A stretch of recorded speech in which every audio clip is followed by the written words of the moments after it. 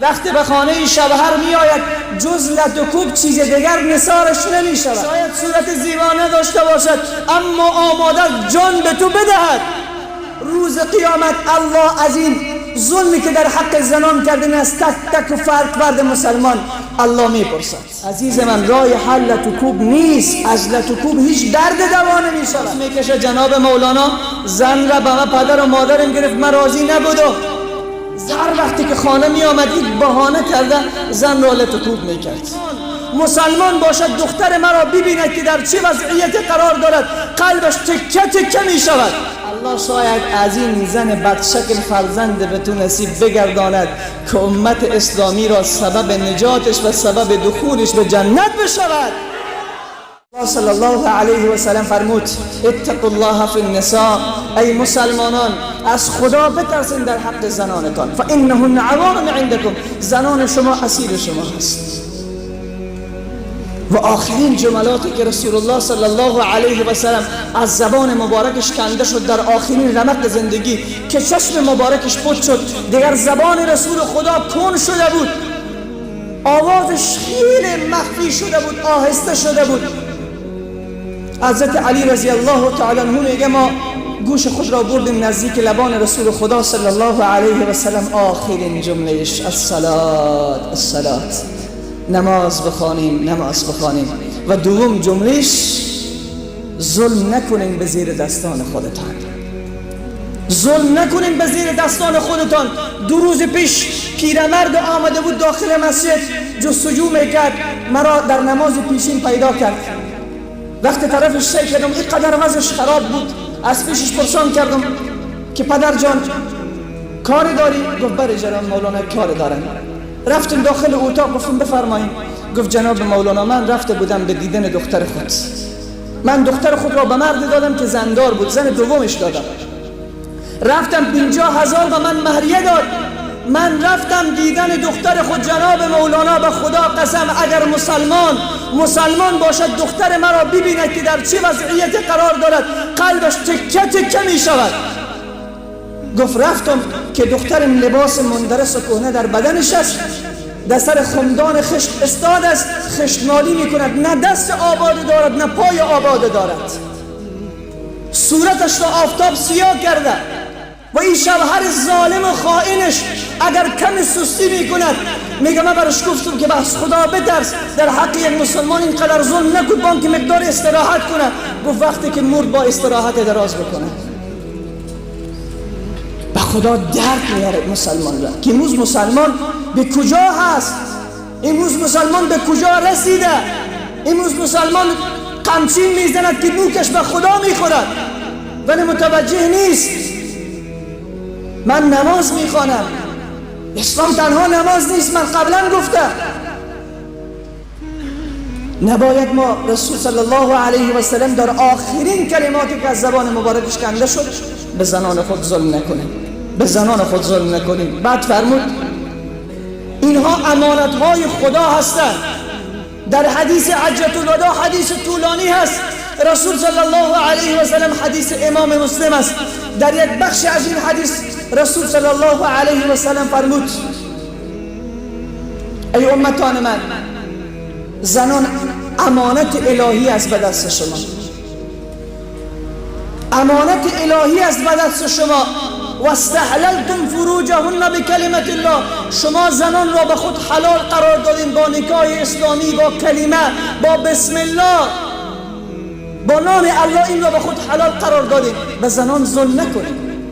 فانکم مسئولون عنها یوم القیامه، روز قیامت الله از این ظلمی که در حق زنان کردن است تک تک و فرد مسلمان الله میپرسد.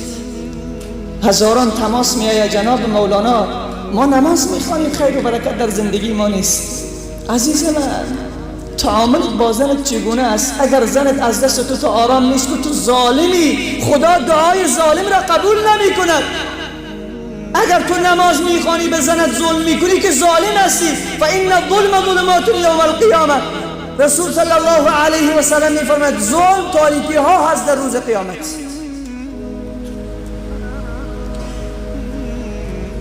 حتی اگر زن توانایی جسمی ندارد، که خدمت مرد را بکند، لباس مرد را بشوید، غذا به مرد درست بکند. علمای امت اسلامی از احادیث استنباط کردن و از آیات قرآن استنباط کردن که مرد برود مزدور بگیرد به زن خودش که خدمت زن را بکند.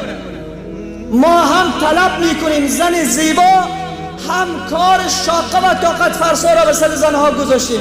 او بیچاره تمام روز خمیر باید بکند، نان بپزد، غذای ما را درست کند، لباس را بشوید، بچه ها را سر و سامان بدهد، خانه را سر و سامان بدهد. ولی اخیر روز میاییم که تمام این روز این زن کار کرده، باز یک مشت لگد دیگه به فرقش میزنیم که امروز فلان کار کردی، فلان کار را نکردی. آیا واقعا این انصاف است؟ حق زن بالای مرد چی هست؟ عزیز من، یک حق زن بالای مرد رسول الله صلی الله علیه و سلم میفرماید این است که مرد با زن خود خوش اخلاق باشد. قرآن آیه 19 در همون اوایل خدمت شما خواندم. الله میفرماید و عاشروهن بالمعروف، شما با زنانتان خوش رفتار باشید. ای بندگان من، با زنان خود خوش رفتار باشید. فإن كرهتموهن فعسى أن تكرهوا شيئا ويجعل الله فيه خيرا كثيرا. اگر گاهی وقت فرد از شما از زنش خوشش نامد، فرض بکنیم کسی به ما تماس میکشه، جناب مولانا زن را به ما پدر و مادرم گرفت من راضی نبودم، زن را به ما پدر و مادر گرفت من راضی نبودم، الان بین ما هیچ موافقت وجود ندارد، زن بیچاره هر روز لطکوب می شود. آیا یک مسلمان دختر را تربیه کرد به خاطر که زیر پای من و تو باشد؟ لطکوب بکنی میشه. من و تو دختر نداریم، من و تو پسر نداریم. اگر این قضیه سر دختر ما شود چی؟ واکنش نشان میدهیم. بیاییم عزیز من درد مردم را گاهی وقت به خود بیاوریم که چی احساس با ما پیدا می شود. الله رب العزت و الجلال میگه اگر زن بدطلت داشتی، صورت زیبا نداشت، خوشت نمی آمد، این جمله را خیلی دقت کنین. الله می فرماید این را فإن كرهتموهن، اگر از زنان بعضشان خوشتان نیامد، اگر اخلاق خوب نداشت، زیبایی نداشت، الله چی می فرماید؟ وَيَجْعَلَ اللَّهُ فِيهِ خَيْرًا كَثِيرًا. الله شاید از این زن بدشکل فرزند به تو نصیب بگرداند که امت اسلامی را سبب نجاتش و سبب دخولش به جنت بشود. بسیار زنان بودند صورت سیاهی داشتند. سمیه عمار را تربیه کرد. سمیه زن بسیار سیاه چهره بود، ولی اولین شهید اسلامش و فرزندش بهترین حامی اسلام است. و عسى ان تکرهوا شیئا، بسیار وقت چیزهایی را شما ناپسند می‌دارید و یجعل الله فیه خیرا کثیرا، الله با همون شیئی که شما ناپسند می‌دارید. حالا وقتی گولی را به یک طفل پیش بکنی، گولی که تلخ است، طفل از گولی خوشش نمیاد، ولی وقتی گولی را بخوره با صحتمند میشه، دردش کم میشه. گولی تلخی دارد، پیچکاری که در بدنت میزند درد دارد، ولی بعد از یک ساعت جان تسکین می شود، تو در رفاه و آرامش می رسی. عزیز من، گاهی وقت زنهایی که صورت زیبا ندارن مانند همون آمپول ها و پیشکاری هایی هستن که صدها درد من تو را دوا می کنن. شاید صورتش زیبا نباشه اما قلبش خیلی زیبا باشه. شاید صورت زیبا نداشته باشه اما شبها بلند شو که به سر جای نماز دستانش به سمت خدا بلند است که خدای شب هر مرا از هر آفات و بلیات نجات بده. شاید صورت زیبا نداشته باشد اما آماده جان به تو بدهد. اونهایی که صورت زیبا دارن بل تو را میفروشن، ارتباط ها دارن، چه به درد میخورد؟ عزیز من، الله چه زیبا فرمود و این کرهتموهن فعسى ان تکرهوا شیئا و یجعل الله فیه خیرا کثیرا. داستان را جای دیدم، میگه مرد تون اخلاق و بد اخلاق و زشت خوب هر وقتی که خانه می آمد یک بهانه کرده زن را لطکوب میکرد. این زن مظلوم هر روز زیر پای این مرد لطکوب و جز گریه دیگر هیچ چاره ای نداشت. به هیچ کس هم نمیگفت. روز از روزها مرد داخل خانه شد، زن را خوابانید، آنقدر لطوکوب کرد و این زن مظلوم زیر پای این مرد گریه میکرد. در همین اثنا بود که دروازه قلباب شد، دروازه حویلی. مرد هنوز آرام نشده، هنوز غرش داره، هنوز درونش جوش کرده، هنوز دستایش میخواره که باز هم بزند. دروازه قلباب شد. مرد رفت به سمت دروازه. وقتی در را باز کرد دید که پدر و مادر، برادر، خواهر زنش همه مهمان آمدن. وقتی که مرد دروازه را باز کرد، خسر خود را دید، خوشوی خود را دید، اون خسرگری گنده و قوی خود را دید که اگر چپا بکنه شاید لگدمال بکنه این یزنه خود را. وقتی که این را دید غرق در عرق شد که حال چی می شود. زن زیر لطوکوب و هنوز سر و صورتش پوندیده است. اینها داخل خانه شدن. گفتن دختر ما کجاست؟ گفتن دختر شما آشپزخانه صدایش میکنه. میگه دوان رفت پیش زنش، به زنش گفت که پدر و مادرت آمده، برو اونها سلام بگو. این زن بیچاره که هنوز درست راه رفته نمیتونست، آنقدر لغت خورده بود که راه رفته نمیتونست. ولی این را بدانین عزیزان من، زنان مثل ما مردان نیستن، زنان متفاوتن. زنان وقت شوهر میکنن فقط میخواهند زمان از شوهر جدا شوند که داخل قبر گذاشته شود. اونها شوهر خود را دوست دارن، زندگی خود را دوست دارن، از طلاق بدشان میآید. مرد است که امروز راحت طلاق میگوید. اگر زن از شوهر خود طلاق طلب کرده، ما به دست خود این کار را کردیم، موبایل به دستش دادیم، او از سریال ها یاد گرفته است. چون دختر زنی که خانه ما میآید 18 سال سن دارد، هنوز خیلی خام است، هیچ چیز را بلد نیست.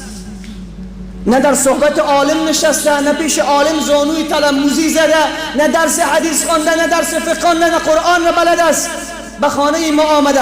ولی مسلمانی که هر جمعه به پیش هر عالم در هر جایی رفته صحبت شنیده، حق و حقوق بیان کرده و حق و حقوق را شنیده و دانسته، این چقدر تعلیم داده زن خود را به نماز. چند بار به همسر خود ما گفتیم که سجده سهو را همسر گرامی در کجا میکنیم؟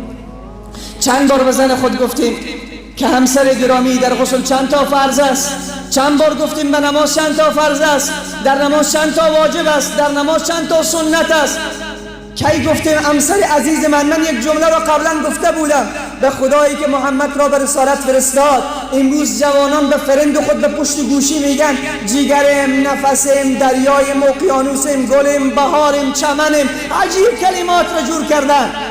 اگر این کلمات را به زن خود بگوییم، همین زن بد اخلاق ما یک فرشته تمام عیار می شود.